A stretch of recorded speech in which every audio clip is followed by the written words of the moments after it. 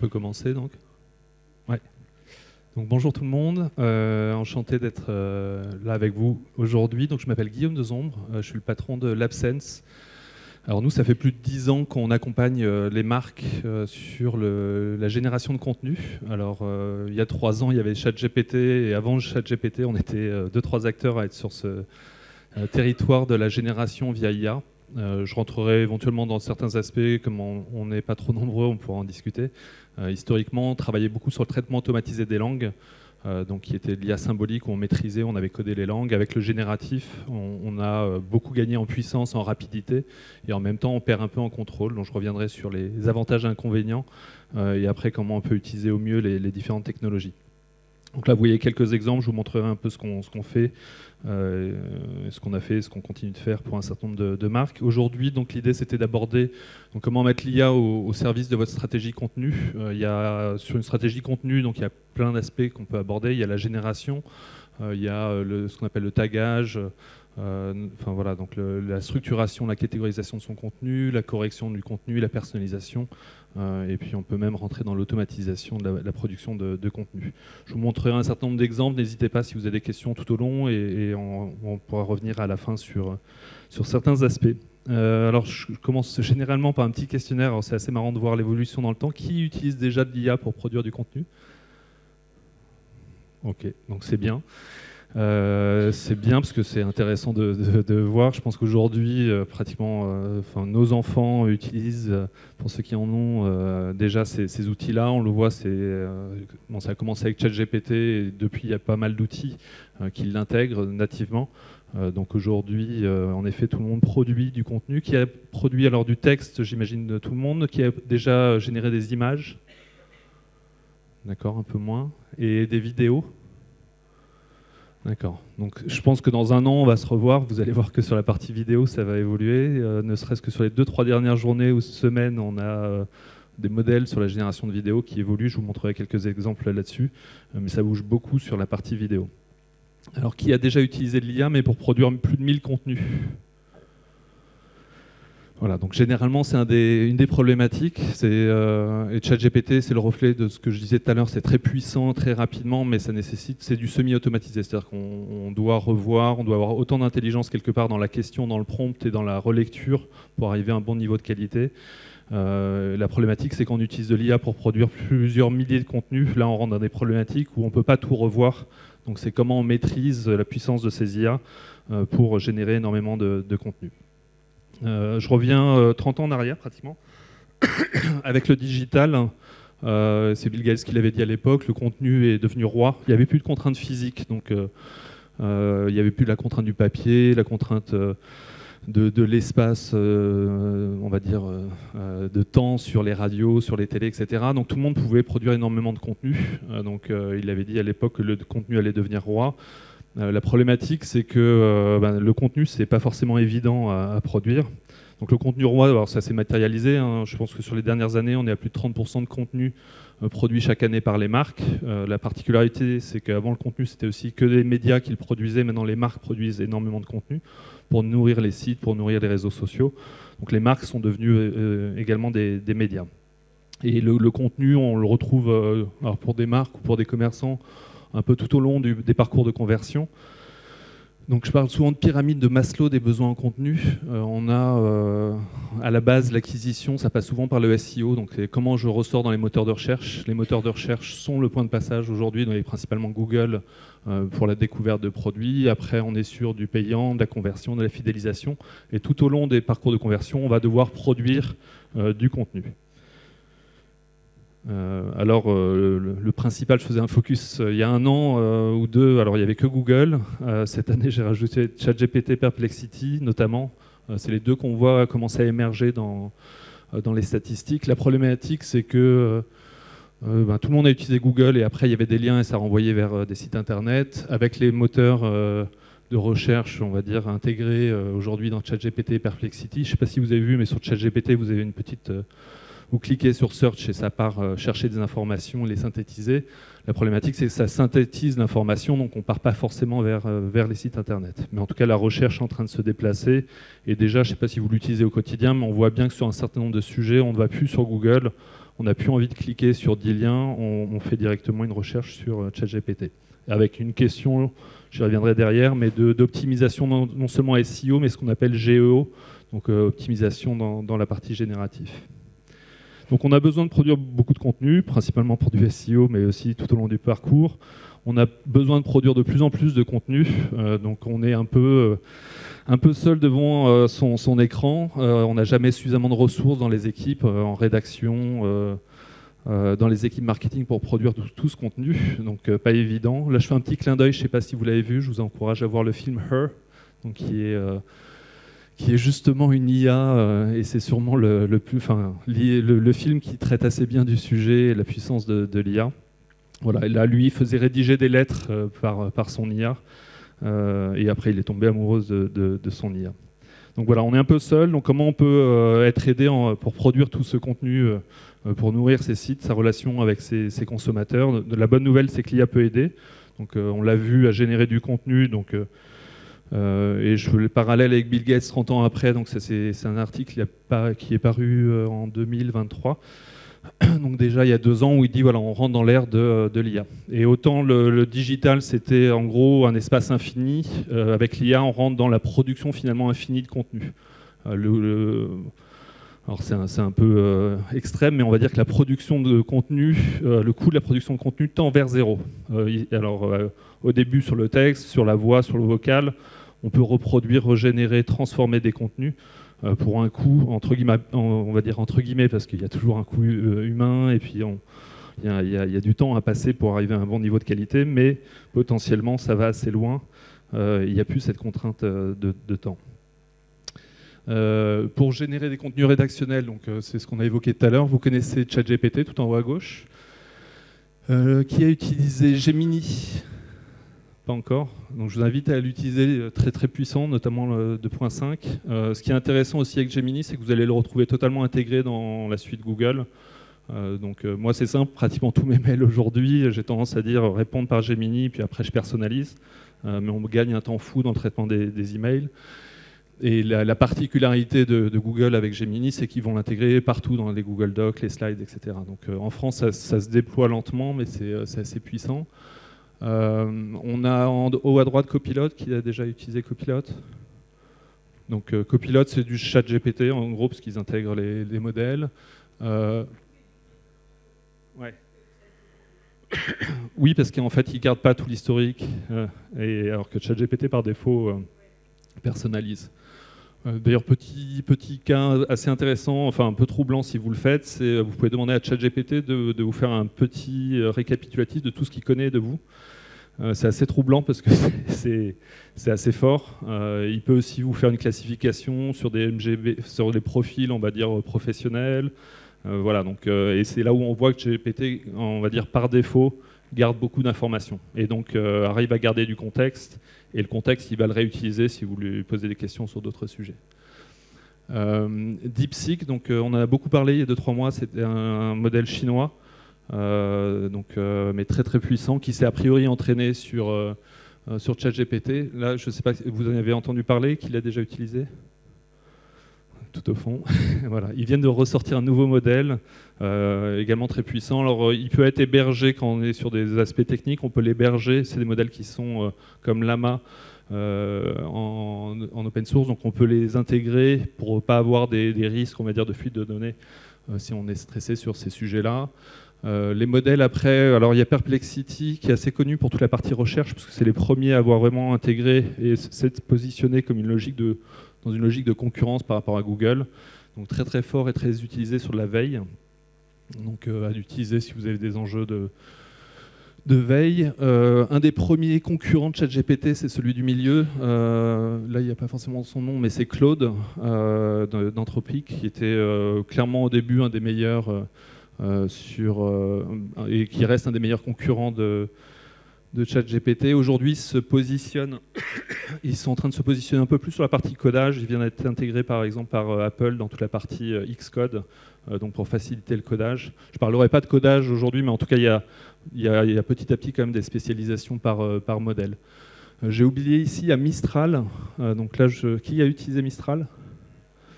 2 personnes, je vous encourage à l'utiliser très fort. Alors déjà, il est français, donc petit cocorico, très puissant et étonnamment, notamment sur les images, c'est sûrement un des meilleurs sur la partie image.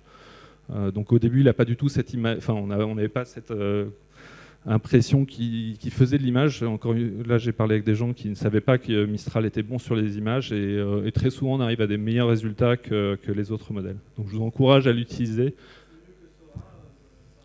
Ouais, moi, honnêtement, pour des cas très simples, là, je ne vous montrerai pas forcément d'exemple là, mais voilà, très souvent, j'arrive à un meilleur résultat. Je reviendrai après, il y a d'autres modèles sur la partie image. Et Grok, alors Grok, c'est le modèle issu, on va dire, de l'univers XAI, donc Elon Musk et Twitter. Honnêtement, aujourd'hui, c'est un modèle très très puissant. Un des cas d'usage intéressants de Grok, on va dire intégré à X, c'est le fact-checking d'informations sur X, justement. Et très très fort, assez puissant, notamment il prend un contexte très important et assez bon sur des infos récentes. Aujourd'hui, c'est un des en termes de puissance, c'est là où c'est un des principaux compétiteurs de ChatGPT. Ouais, en fait, XAI, qui est la société qui a été lancée pour Grok, a racheté X. Donc en fait, aujourd'hui, c'est la même société. Donc X, c'est anciennement Twitter. Voilà.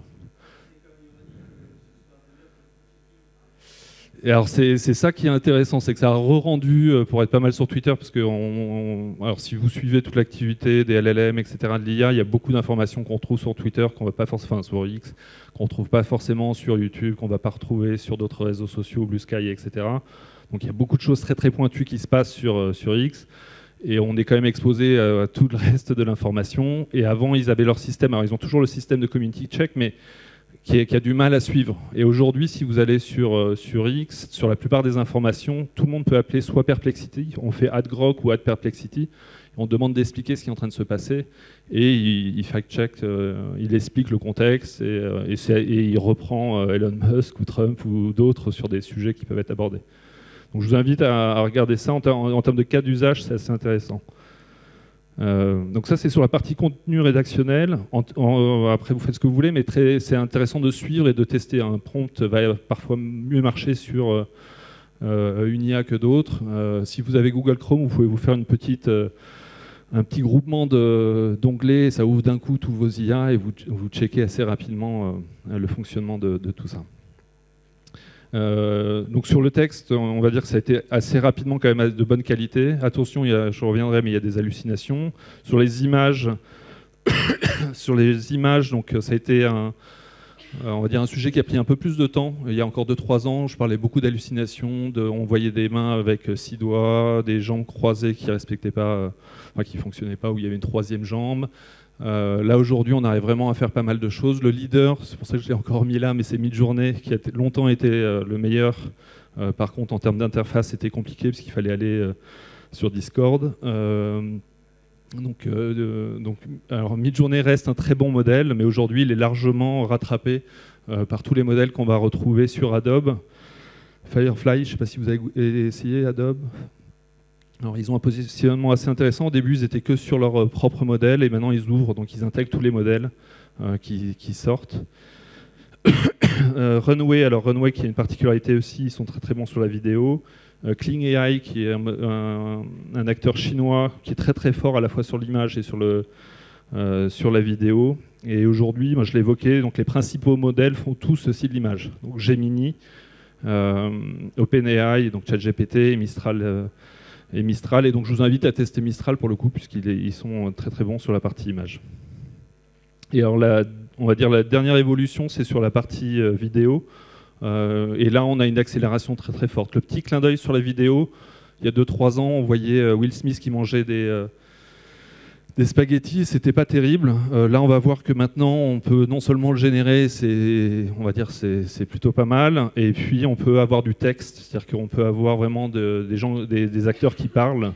On peut avoir des storyboards qui sont respectés, on peut garder l'acteur, et donc on peut faire aujourd'hui, on rentrera derrière dans des cas d'usage, on peut faire des choses assez poussées. Alors, si ça marche, je vais vous montrer.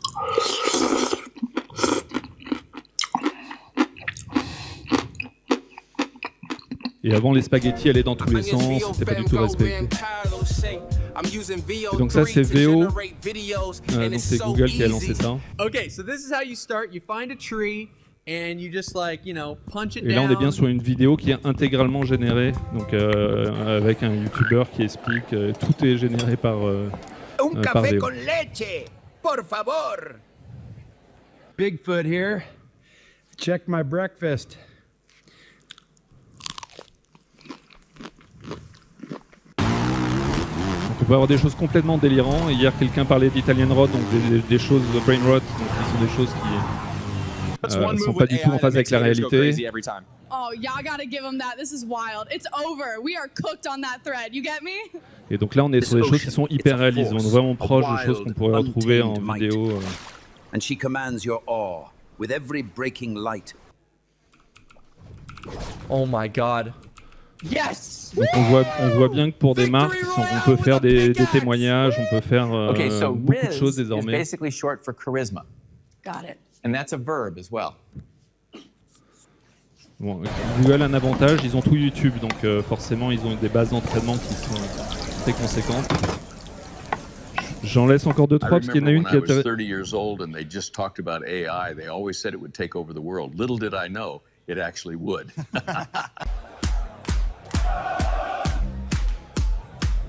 Voilà, donc on a tous les cas de figure qui sont possibles. Ce qui est intéressant sur la vidéo, c'est que c'est un des moyens, on va dire aujourd'hui, répandus de communiquer. Avant, c'était compliqué, faire des vidéos YouTube, faire des vidéos sur TikTok, etc. Avec ces modèles, on sent bien qu'on va pouvoir aller très très loin, régénérer, optimiser son prompt, optimiser tout ce qui se passe. Et donc là, on rentre dans quelque chose qui va vraiment disrupter la plupart de ces réseaux sociaux qui sont énormément basés sur la vidéo. Et là, je vous montre VO3, mais Kling AI fait à peu près la même chose. Et je vous en montre un autre derrière qui vient de lancer sa dernière évolution et aussi assez bluffant. Et là, on est sur des formats courts, mais enfin, voilà, on peut avoir. Il y avait des problématiques de maintenir les caractères, maintenir les lieux. On peut totalement intégrer ça aujourd'hui. Il y a des cas assez intéressants aussi où on a du Google Maps, donc on peut récupérer, filmer dans des endroits donnés en utilisant des images Google Maps en input, on va dire, dans la génération de la vidéo.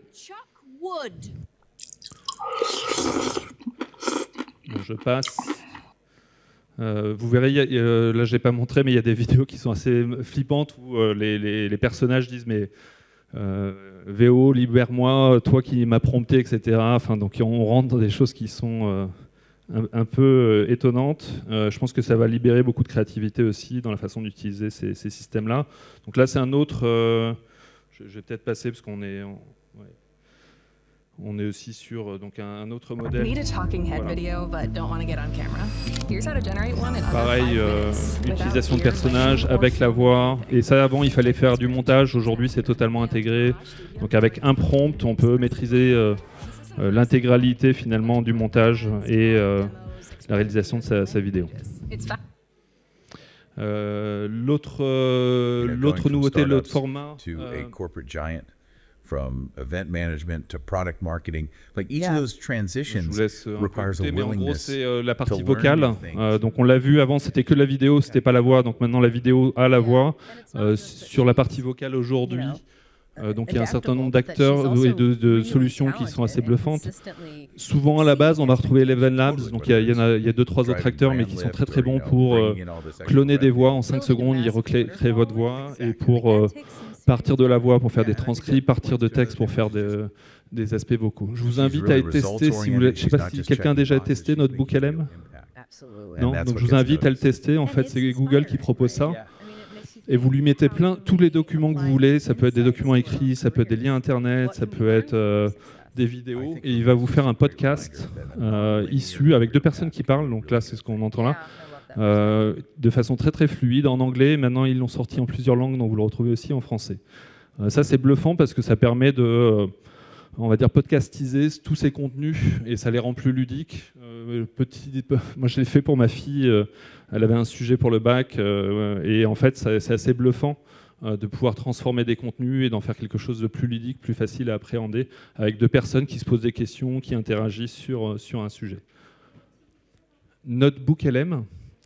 Et donc vous tapez Notebook LM dans Google et vous allez tomber sur... Et donc Google propose ça se teste très facilement et c'est gratuit. Après il y a des versions pro, mais en tout cas et vraiment en termes de qualité, c'est assez bluffant. Et très bien notamment sur tout ce qui est parcours d'apprentissage, etc. Alors là l'exemple que je vous ai mis, c'était un CV qui a été mis là-dessus, donc où ça parle de la personne. Mais le mieux c'est vraiment sur des sujets un peu de découverte, d'apprentissage au sein des sociétés. Sur la partie service client, il y a Volubil, qui est un acteur français pour le coup, il y en a d'autres, mais qui permet de gérer intégralement des services vocaux. Donc nous, on l'a implémenté sur un gros projet où on gère des appels de renseignement téléphonique. Donc c'est très très fluide aujourd'hui, à la fois dans la compréhension, en multilingue, donc assez bluffant sur la qualité. Aujourd'hui, c'est un vrai sujet, on va dire, en termes d'interaction vocale, c'est très fluide. Vous allez retrouver aussi, je ne sais pas si vous les avez testés, mais sur les applications de ChatGPT, de Grok et des autres, il y a toujours une partie vocale. Et aujourd'hui, en termes d'échange, pareil, c'est très bluffant. Vous pouvez échanger avec un prof d'anglais, vous donnez la personnalité que vous voulez, le sujet que vous voulez, et vous allez échanger avec ces IA. Au global, les bénéfices clés à tous ces cas d'usage, on a clairement un gain de temps donc, pour la rédaction de tous ces contenus, articles, fiches produits et d'autres. Ça génère énormément d'idées aussi, de sujets à traiter. Donc, là, je ne l'ai pas mis, mais on peut même intervenir, enfin utiliser les IA pour définir sa stratégie. Et ça va vous donner des idées de sujets ou de transformation de textes à faire. Il y a la possibilité de reformuler, traduire, résumer. Donc, à partir d'un contenu, on peut le déployer dans plein d'autres formats, de langues et donc de formats comme je l'ai évoqué. Les limites aujourd'hui sur la partie IA générative, c'est qu'on est sur des produits. Alors, il y avait un sujet, on en parle un peu moins maintenant, mais parce qu'il y a tellement de contenu produit par IA que Google aujourd'hui a du mal à s'en sortir, mais ils sont quand même reconnaissables, on va dire, comme étant des produits, enfin des contenus générés par IA. Donc il y a un petit risque, il y a un problème de variabilisation. Si vous faites 1000 fiches produits, vous avez un risque de vous répéter dans les formulations. Donc ça peut être un souci. Il y a parfois donc ce qu'on appelle des hallucinations, donc des erreurs de logique, de données. Il va vous inventer des données, il va vous transformer des informations parfois. Il peut même avoir encore des fautes de grammaire ou d'orthographe. Donc il faut être vigilant et souvent il faut vraiment avoir du recul et une expertise sur les sujets pour revoir ça. Sur les images et les vidéos, là on ne l'a pas vu, mais parfois il y a quand même des petits soucis. Donc encore une fois, toutes ces problématiques d'hallucination ont tendance à être de moins en moins importantes, mais elles existent toujours. Donc il y a vraiment besoin de maîtriser tout ça. Et puis après, on passe parfois beaucoup de temps à maîtriser un prompt. Vous avez sûrement eu le cas, un jour ça marche, le lendemain ça ne marche pas, où on a du mal à voir ce qu'on veut. Donc ça peut prendre du temps et c'est pas forcément facile à industrialiser donc quand on parle de milliers de contenus. L'autre complexité, c'est le choix. Je vous ai listé il y a plus d'une dizaine, quinzaine de modèles d'IA. Au sein des modèles d'IA, si vous prenez juste OpenAI, il y a peut-être 20 choix différents. Donc là, c'était un influenceur assez connu américain qui listait tous les choix possibles sur les modèles de ChatGPT. Donc on voit on peut y passer du temps pour savoir quel est le bon modèle à utiliser entre les 4O, les 3O mini, etc. Donc pas forcément évident de naviguer dans tout ça. La bonne nouvelle, c'est que... alors ça, c'est un autre sujet, pardon, mais la bonne nouvelle, c'est que aussi l'IA peut aider à personnaliser votre contenu. Donc au-delà de la génération, on peut vraiment rentrer dans un niveau de personnalisation assez important du contenu en prenant en compte toutes les informations produites, les contextes, la localisation, etc. Et enfin, sur la partie automatisation de contenu, donc on peut aller assez loin. Donc ça, c'est notre spécificité, on va dire. C'est vraiment d'automatiser des contenus. Donc aujourd'hui, on a généré plus de 400 millions de contenus. Et donc là, on rentre dans des modèles d'IA un peu particuliers, comme je l'évoquais tout à l'heure, des IA symboliques et qu'on maîtrise totalement. Et donc on est à la fois sûr qu'on automatise non seulement la partie texte, mais tout ce qui va avec, le formatage, les images, les infographies, la vidéo, etc. Alors les bénéfices clés associés, c'est qu'on peut, quand on automatise, on produit pratiquement 50 000 contenus par jour aujourd'hui. On fait rien, c'est-à-dire il n'y a pas de revue possible, on est vraiment sur des choses qui sont maîtrisées. Donc entre guillemets, on peut partir en vacances. Et on répond pas mal aux problématiques et aux limites des LLM. Donc on maîtrise la variabilisation des contenus. Comme c'est variabilisé, on est moins identifié comme étant généré par des IA. On n'a pas d'erreur. Pareil, en fait, tout est paramétré et contrôlé. Donc on n'a pas d'erreur d'hallucination de données ou de grammaire. Et voilà, après sur les images, on peut les maîtriser, le contenu est formaté, et là on est sur l'industrialisation. Le dernier point après sur la partie stratégie, c'est qu'on peut, via l'IA, valoriser, optimiser des contenus. Donc je ne sais pas si vous avez des problématiques, ça c'est des choses qu'on voit pas mal dans les médias, c'est taguer ces contenus. Donc on a un article et on veut voir de quoi il parle, le catégoriser. Et donc ça aujourd'hui on peut l'automatiser totalement. On peut aussi corriger des contenus. Donc on avait toujours eu des correcteurs orthographiques, mais on peut le faire en masse aujourd'hui. Donc c'est assez pratique. Et ça permet d'aller beaucoup plus loin. Et les modèles IA sont très très bons sur cette partie-là. Donc ça, c'est des choses qu'on met à disposition via API et Google Drive. Voilà. Et après, il y a toute la partie transformation de contenu. Donc on va pouvoir, à partir d'un contenu, donc ça c'est une plateforme, on a une plateforme SaaS aussi qu'on met à disposition où on met des modèles, donc tout type de modèles, sondage, quiz, résumé. Vous rentrez votre article. Vous n'avez pas besoin de maîtriser quelle IA il faut choisir, quel prompt il faut faire. Et on va automatiquement, là on est sur un sondage. Donc à partir d'un article, on fait votre sondage, vous pouvez le modifier. Et donc l'idée c'est de faciliter l'identification des cas d'usage possibles. Et on est vraiment sur, on part d'un article et on crée un contenu connexe associé.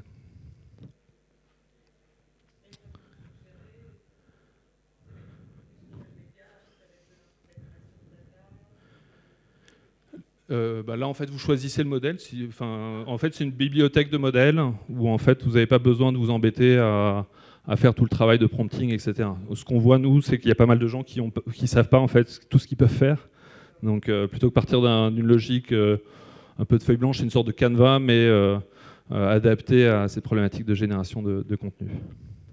On a aussi des modèles où on génère des images. Voilà. Sinon, c'est principalement du texte. Et après, on peut faire des choses sur mesure. Pour certains clients, on intègre automatiquement leur contenu.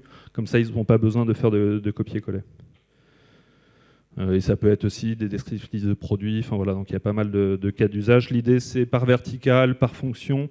On fait une veille permanente sur les cas d'usage associés et on met à disposition ces modèles. Voilà, sur les cas d'usage au global, alors sur tout ce qui est automatisation, on a beaucoup de cas d'usage liés à des données. Donc on fait la météo tous les jours pour pas mal d'acteurs. Tous les endroits où en fait on a de la donnée quotidienne, donc données météo, sportives, qualité de l'air, etc. Donc c'est souvent des sujets très très locaux. Donc on va rédiger les textes, générer les images et pousser les contenus. La politique aussi, alors sur les résultats d'élections, on fait énormément de contenu en week-end électoral. Pareil pour expliquer, c'est-à-dire aller au-delà de juste les résultats. Et en amont aussi des élections. Sur les résultats sportifs, pareil, ça se prête assez bien à tout ce qui est automatisation. Parce qu'on va avoir, alors pas forcément, enfin on le fait, par exemple on travaille pour la Ligue de rugby en France, la Fédération de rugby, on travaille pour la Ligue de football belge.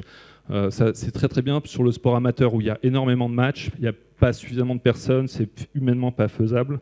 Et donc là on va pouvoir éditorialiser les données sur les matchs. Dans l'immobilier, il y a également beaucoup de données, dans l'e-commerce, sur les fiches produits, donc c'est assez propice. Tout ce qui est inhumain, par nature est assez utile. Voilà, donc on voit qu'on peut aussi avoir un impact donc, sur le nombre de mots-clés positionnés et donc sur le trafic des sites. Les autres cas d'usage, je vous ai montré pas mal de modèles qui sont liés à l'image.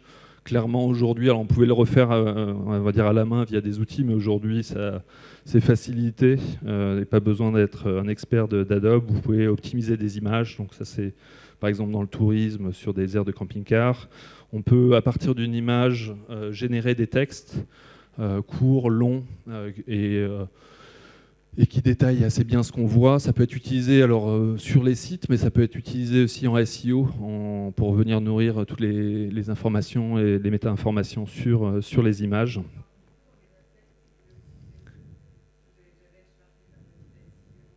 Ouais.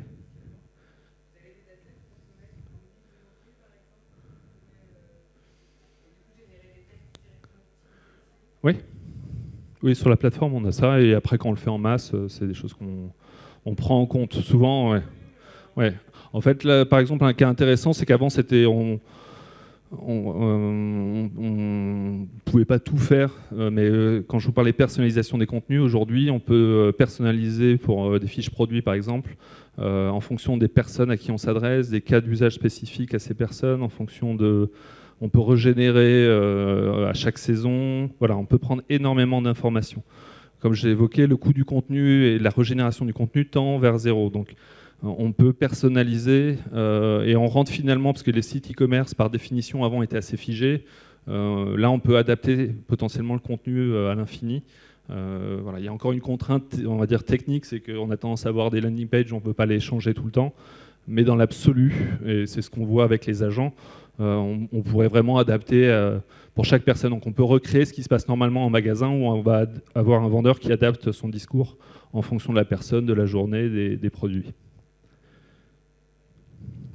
Voilà, sur la transformation des contenus, je vous l'ai dit, il y a plein de cas. Ce qui est intéressant aussi, c'est que il y a plein de cas différents, de cas d'usage selon les métiers, selon les univers. Donc ça, c'est des choses qu'on met à disposition donc, sur la plateforme already.ai.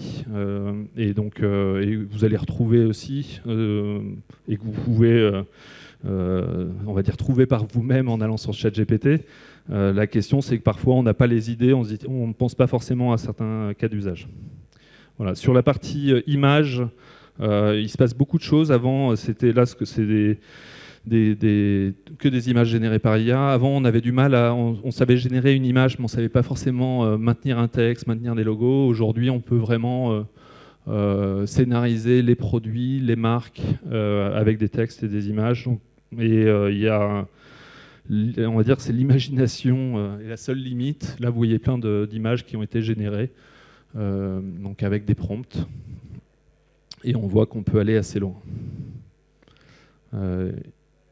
Et donc tout à l'heure je parlais de vidéo. Voilà, et aujourd'hui on peut avoir clairement ce qu'on appelle parfois des avatars, ou en tout cas des influenceurs ou des témoignages. On va pouvoir générer toutes ces vidéos. Voilà, donc on rentre vraiment dans une logique. Là je vous ai montré juste un petit aperçu de tout ce qui pouvait se faire, de tout ce qui arrive. Ça avance à une vitesse incroyable. On est vraiment dans une ère où chaque semaine, chaque jour, il se passe des nouvelles choses. Je vous ai mis un certain nombre de chiffres et de termes clés qu'on voit actuellement, qui sont en vogue, on va dire, dans l'univers de l'IA. Donc j'ai parlé de Géo tout à l'heure.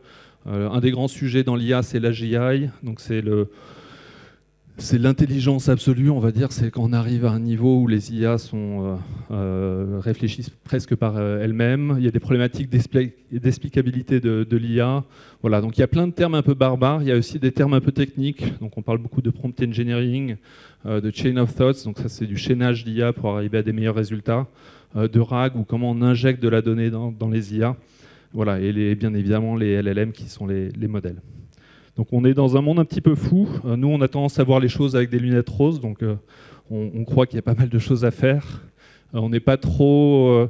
je pense qu'il y a une vraie logique à avoir une symbiose humaine et IA. Et donc la question, c'est comment bien utiliser ces IA. Et donc voilà, n'hésitez pas à passer sur le stand et on pourra échanger sur vos cas d'usage et vos besoins. Merci beaucoup. Je ne sais pas s'il y a des questions d'ailleurs. J'étais un peu long. Des questions? Non? Merci, bonne fin de journée.